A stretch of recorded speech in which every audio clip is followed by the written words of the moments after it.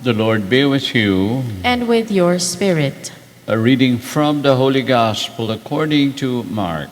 Glory to you, O Lord. A leper came to him and kneeling down begged him and said, "If you wish, you can make me clean." Moved with pity, he stretched out his hand, touched the leper, and said to him, "I do will it, be made clean." The leprosy left him immediately, and he was made clean. Then, warning him sternly, he dismissed him at once.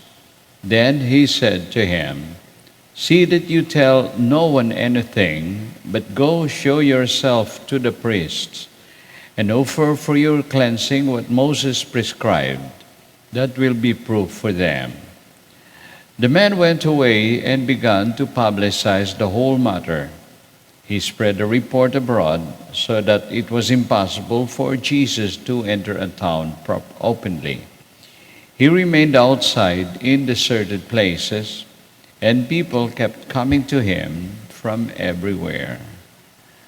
The Gospel of the Lord. Praise to you, Lord Jesus Christ. Dear brothers and sisters, good morning. Good morning, Father. Leprosy is a sickness, or was a sickness that was incurable in the time of the Lord. As described to us in the Gospel from Mark chapter 1, verses 40 to 45, our Gospel today, the Lord encountered a leper. And this man came to him begging. He practically prostrated himself. He knelt before the Lord. "If you wish, you can make me clean." That was his request. "Kung nais mo, mapapagaling mo ako." That this man came forward and openly begged for Jesus to heal him, and for Jesus to allow him to come closer to him. That was unprecedented. Hindi po dapat nangyayari yon. Because lepers were, by law, according to the law of Moses, they were supposed to be separated. They were supposed to be segregated from society, because first, the sickness was perceived to be like COVID-19, nakakahawa. It was a disease that would lead someone to be separated, to be confined in a particular place. So ano po ang tawag natin sa panahon natin ngayon kapag ikaw ay na-COVID, that you are prevented from living your house or joining society? Ano po ang tawag? Naka-quarantine. So ang mga unang na-quarantine, itong mga lepers. Well, other than that, society looks at them as people who are sinners, because sickness among the Jews in the time of the Lord was synonymous to being punished by God. So sicknesses are meant to be punishment, are perceived to be a curse from God.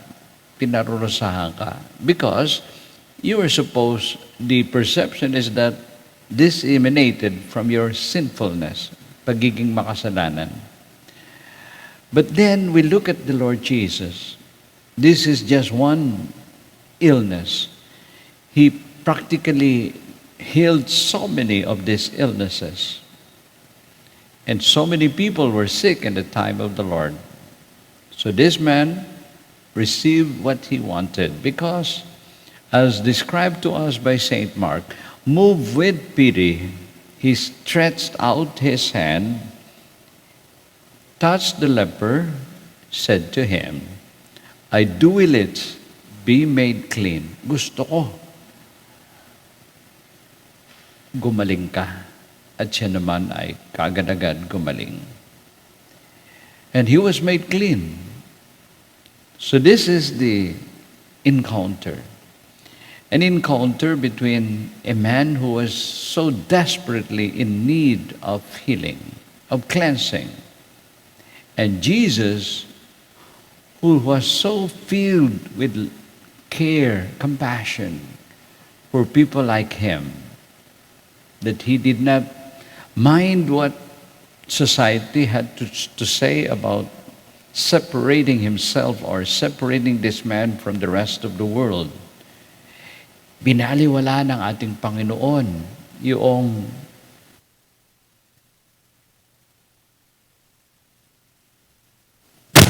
so the Lord did not mind what society had in mind. All that the Lord was focused on was for this man to be healed. Because once the man is healed or was healed, look at the pattern. He was told by the Lord, go see the priest, be examined. Because that is what the prescription of the law tells us, that any man who has undergone cleansing will be examined by the priest, and that will be proof for them. The man went away, as recounted by St. Mark. He publicized the whole thing. Sino kaya ang hindi maging katulad niya? Ang saya-saya niya. Because before this and previous to this, he was barred from joining society. And now, he had all the chances to be part of society. Hindi ba masakit yun? As we all know, even during this time of COVID-19 pandemic, pagka meron tayong COVID, nahihiwalay. At yung mga nako-COVID, at kasi na hindi pa rin nako-COVID, ay takot. There is that stigma. And much more so in the time of the Lord being a leper. So let's turn to the Lord and ask the Lord that He may truly, during this time of ours of the pandemic, allow those who are experiencing isolation, separation, and fear from society, of being labeled as such, as a COVID victim and also as a leper. So leprosy is not just sickness, it could be a mindset that keep people from being part of society. Jesus cured one of them. May we be cured of our own leprosies. Jesus, the divine healer, have mercy on us.